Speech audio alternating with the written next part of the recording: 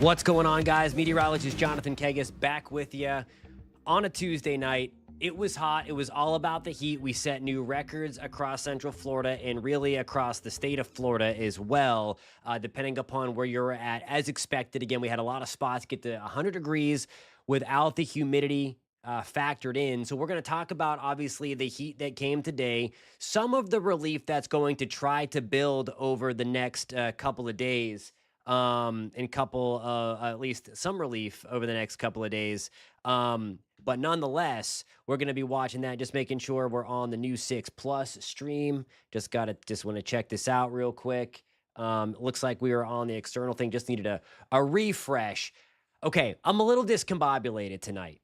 And here's the reason why. Some of you may have seen some crazy looking clouds tonight. So I was busy writing up an article. This just happened like within the last hour.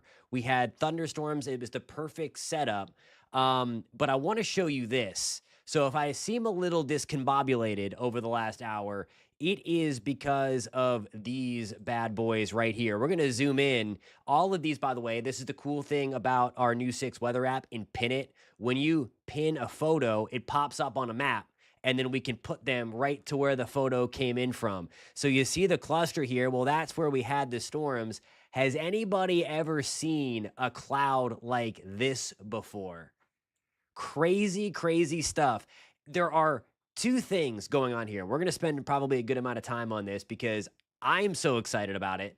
I hope you are excited about it as well. Did anybody post in the chat if you saw these around Central Florida today? Most of these were hanging around the I-4 corridor, West Orange County, maybe Southern Lake County, Mount Dora, Eustis, if you were looking at these thunderstorms. What we have going on here is something known as a pileus cloud and cloud iridescence. So we have two atmospheric phenomena in one. So we're going to start with the pileus cloud portion of it, and that is that very thin, wispy cloud right on top of that billowing thunderstorm cloud. So that darker mass beneath that rainbow color, that is the thunderstorm cloud. And what happens here is these rapidly rising columns of air, known as the thunderstorm cloud here, that's condensing, it forces up warm and moist air into the atmosphere. Well, sometimes you get these droplets to condense and form these very thin clouds, wispy clouds, that are almost like a cap shape because it's being formed by the rapidly rising air that is pushing up on the cloud. These clouds typically don't last long because then they get kind of gobbled up by the actual thunderstorm that's developing. But early on in the thunderstorm's life, sometimes these can form, those pileus clouds, the wispy part. But at the same time, we have iridescence going on, cloud iridescence going on. So in this cloud, it's made up of tiny water droplets or ice crystals that are about the same size. And then you have the sunlight coming through, diffracting the light. So it's going around the droplets or around and through little crevices of the ice, and it bends the light, and it comes out just like this, a rainbow looking cloud. So it's two optical phenomena in one, the pileus cloud, that wispy white thing, and then you get the color added with that iridescence. You need some perfect conditions to get both of these, and we found them together. The perfect environment for this is a hot and humid day. Yeah, I think we had that this afternoon. You need the storms to fire late. Yeah, they started getting going around 4 or 5 o'clock and then pushed through towards sunset. And then that's the other key, sunset. You need to have the sun pretty low on the horizon so that the light rays, the sunlight, goes through the atmosphere and makes it to the cloud. So again, that pileus cloud formed from the rapidly rising air. You get the cloud to condense, or you get the water to condense, the water vapor to condense to form that cloud. And then you have the sunlight diffracting off the water molecules or ice molecules in that cloud, bending the light, making that awesome rainbow appearance in the cloud. So thank you, Carrie and Apopka, for pinning this photo and sending it in. We had a big cluster here. Happy Heart user, pins user Happy Heart in Ventura. Also, Bill Pass in Orlando. I'm going to spin the map around. Great looking photo right here. Again, new 6 weather app. pin it, and you might be able to show up here. And then we're going to try to spin around so we can show Lisa's great picture there. And I think that one highlights it there. You can see the dark cloud in the foreground, and then this pileus cloud with cloud iridescence kind of right at the top, again, made from that rapidly rising air, causing that water vapor to condense to form that very thin cloud that has that cap-like shape because it's being forced up and kind of bent. And then the iridescence with that diffraction of light. So sorry I rambled on there, but this was just really, really cool and great photos all around. Remember, free News 6 weather app. You can always submit pictures, weather photos that you find from around Central Florida right in the palm of your hand. Just sign up to be an insider. That is all free. It's basically the News 6 Instagram. So that's how you can get us your photos. Okay, so there's a lot going on, of course. We still have the heat to deal with. Now, I showed this map yesterday. I showed this, and this was basically, again, to showcase, it is, I need to refresh my computer, bringing in the live cameras here. We're taking a live look, by the way. It's Cedar Key on the bottom, Daytona Beach up top. Now they're live. This is the heat risk for tomorrow. If you remember yesterday, we had the purple all over the place. So if there is a positive, we're minimizing tomorrow that heat risk. So that's a good thing. It's still going to be super hot. We're still talking about heat indices getting back up to the 105 to 110 range. I think on a more isolated scale, we're going to have things maybe get above 110 in isolated cases across the state of Florida tomorrow, but I do not think as widespread. So that's the deal with the heat. There is some relief coming. I have to load that map in, so I am going to take a quick break right now. I'm going to be back in 3 minutes. Stick around. Can you see I'm still jazzed about those clouds? I mean, it was crazy. I mean, it's rare for each of those. So think about that when they are together. There is also some lightning still going on from Cedar Key, likely from those storms that created those pileus iridescent clouds. Just awesome stuff. Thanks so much for listening to me ramble. This is the stuff that I love about the weather. Alrighty, guys, I had to take that quick break. When we come back, we're going to briefly look at the increasing rain chances through the end of the week, and then we're going to get on the Tropics. The Climate Prediction Center released their new map for the next 3 weeks, and they do have some things highlighted on there. So I'd like to share that with you and talk about the state of the Atlantic coming up in just about 3 minutes. Stick around.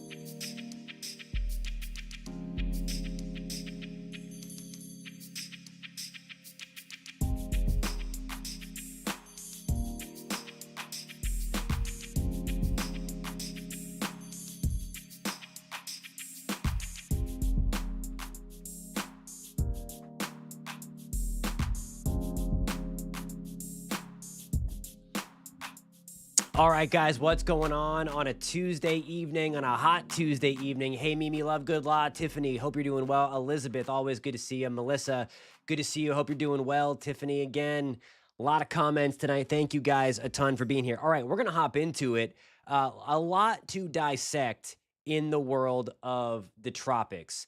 Right now, we have no new development expected over the next 7 days. Okay, so that is a good thing. We still have a couple of waves out there in the Atlantic. We have a few waves right on through coming off of Africa. They have some substance to them, but they're not very impressive. The bigger thing is out here, and you can't really see the satellite because I only have it through the Atlantic and then part of the Eastern Pacific.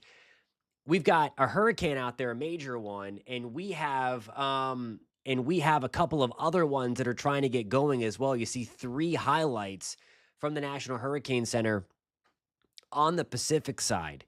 So the Pacific is still juiced and jacked up, and they are going to get a lot of development over there over the next couple of days. It's still essentially crickets on the Atlantic side and should be for at least the next week. There may be a little something or two to keep an eye on, though, as we go over the next couple of weeks. So we're going to take a look at that through the course of the next few minutes. This is now the Climate Prediction Center's take. So if you're not familiar with what the Climate Prediction Center does, they look beyond the 7 days that the Hurricane Center does. So they're looking at some of the teleconnections. Okay, what's the atmosphere doing? Do we think we can get a tropical system to develop? So here's what they went ahead and did. They come out every Tuesday. There's still some big time lightning going on in Cedar Key right now. And they've highlighted the Turks and Caicos, the Bahamas, the Gulf Coast of Florida, and then in between the East Coast of the U.S. and Bermuda for potentially something to develop in that bubble the week of August 6th through August 12th. So that's number one. Number two, as I advance this out, they do a 2-week one. They issue one for the second week, 2 weeks out. And then they issue one 3 weeks out. So now we're going out to August 19th. They're highlighting another one, another region to watch anyway, between August 13th and August 19th. So there's at least a little bit of a signal. We've been talking about this over the last few days that by and large, we would have the overall Atlantic basin not that favorable for tropical development. We still have a lot of dust out there. It's still rolling off. Again, you can clearly see the waves. Everybody see the wind direction there, how it kind of goes up and kinks over. That's a wave. And then we have a wave right there. So 2 tropical waves out there. Another one ready to work its way off of the African continent. And these are some of the ones that are getting some buzz. However, look at all the brown there. There's still a lot of brown. That's the Saharan dust. That's the dry, dusty, stable air. So that is still in play. They have to fend that off. There's less of it once it gets a little closer to home. And that's where we are kind of watching. You saw that highlight from the Climate Prediction Center. And that kind of goes in line with what we talked about before the season started, that we'd have to watch these waves likely struggle across most of their life. And then we'd really have to keep a sharp eye for these waves that don't look like much to maybe find a better environment and then try to grow and thrive a little closer to home. And we did feel that a storm track close to the Greater Antilles, the Bahamas, and Turks and Caicos were going to be the hot spot this year. And there's the first kind of highlight that shows at least this area is going to be favorable. It does not mean that we're going to have a storm, this peach color here. It's just a greater than 20% shot for development. It doesn't mean that there's going to be a storm riding near Cuba, then up into Florida, then up out of the Carolinas. It doesn't mean that. It just means in that area, there could be some development there. I want to show you the ensembles. You know I love showing you the ensembles. So now we're going to go to tropical tidbits, and there is a ton going on this map, okay? All these markers here represent the individual pressure. So where you see it more blue, that's high pressure. So all those numbers, that's going to be a 1022 millibar high, 1023, 1026. It's the different ensemble members trying to pick out where the center, where I'm using the high pressure as an example in this time, is going to be. So if you look down here, this is that cluster of tropical waves, those two that I showed you, and it's the model trying to pick up. So in this case, when we're looking for low pressure, you're looking for things to get more yellow and darker orange. The darker the yellow and orange, the more likely it is that we are going to get something to develop, or at least on the ensemble member, it's on to something. So we're going to take this out into the future. And by the way, there are some ridiculous, scary AI model runs out there. We kind of touched on that in yesterday's episode. Don't latch on to those. We're certainly looking at them, and obviously we're not throwing anything out because now we are getting into the meat and potatoes of hurricane season over the next couple of weeks. So obviously we take everything, we look at all the data, but still, it is still way too early to focus on one lone model run. So we look at ensembles because they tell a story. So here we go out here. This is that first wave, and I'll bring the telestrator back out, and it likes it a little bit. Actually, no, I lied. That's the second wave. I was too far out into the future when I started this thing. So let me take this back. This is what's today's date? Today is the 29th. So there, I lied. Here are the two waves that we are currently watching. That cluster of numbers right there. Sorry about that. I was out too far into the future. So let's take these guys out into the future, and we'll see what the Euro ensembles do. It kind of has this cluster over here, up here, but it's not really anything. You also see more of the red numbers indicating some low pressure there. There might be something trying to form off a cold front off the eastern seaboard that would likely hightail it in that direction, okay? The second wave is getting much more support, and as we take it closer to the islands, now we have an ensemble suite showing something.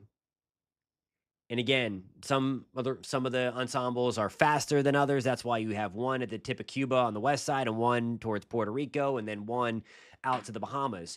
So they are all over the place, as you would expect. The thing that we're looking at in this stage of the game for any kind of tropical development is, okay, do we have consensus that something is going to develop?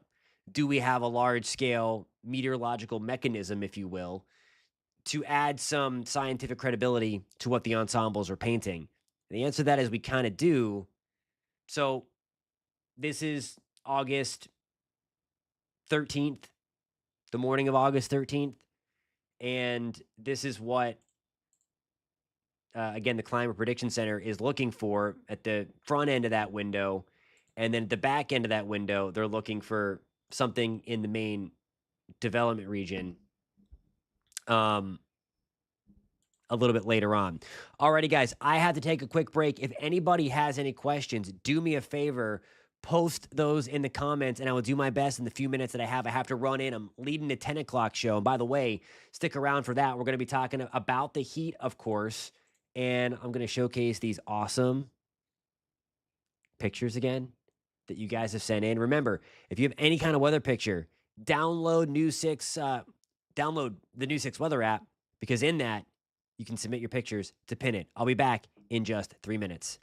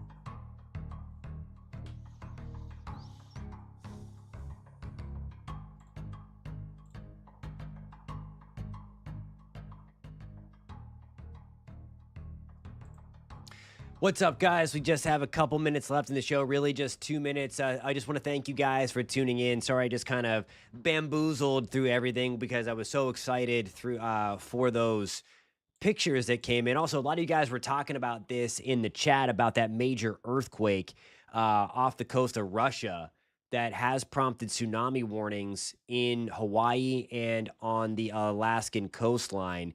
This is a real time earthquake tracker, and you see the seismic activity coming off. That would be the area that it was in. Again, it's crazy to believe, but there's it shows all the active earthquakes across the world. So it's kind of cool.